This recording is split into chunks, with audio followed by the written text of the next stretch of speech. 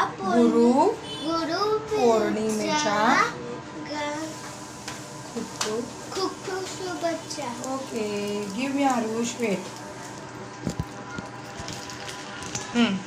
Give it to me. बोल happy Guru Purnima. Happy Purnima. Thank you. Thank you Aarush. Happy Guru Purnima. बोल.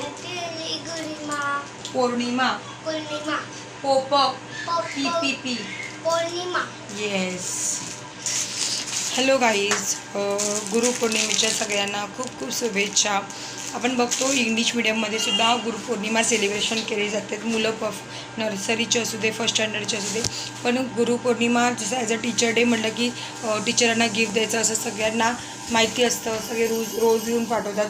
But गुरुपौर्णिमेच्या दिवशी टीचरांना gift किंवा रोज आपण म्हणतो गुलाबं, ती खूप कमी मिळतात. तर प्रत्येक स्टुडंट्सला, प्रत्येक विद्यार्थ्यांना गुरुपौर्णिमा म्हणजे काय हे माहिती असलं पाहिजे.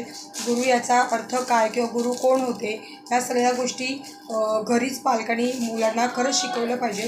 कारण की जर मुलांना कळालं की गुरु नक्की कोण असतात, की कशा पद्धतीप्रमाणे आपण गुरु म्हणतो, कोणाला बोलतो आणि का बोलतो, असं सुद्धा आपण एक्सप्लेन हे पॅरेंट्सनी नक्की करायला पाहिजेत.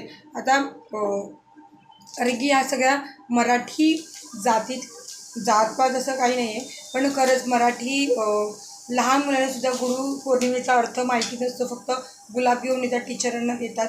पण गुरुपौर्णिमेचा खरा अर्थसुद्धा घरी पॅरेंट्सने म्हणजे मदर पॅरेंट्सने सुद्धा मुलांना सांगितलं पाहिजे. कारण की तेव्हाच मुलांना कळतं की गुरुपौर्णिमेचा खरा अर्थ काय असतो. हां ठीक आहे, नेऊन ठेव जा. ओके. सो व्हिडिओ आवडत असल्यास लाईक, शेअर आणि सबस्क्राईब करा.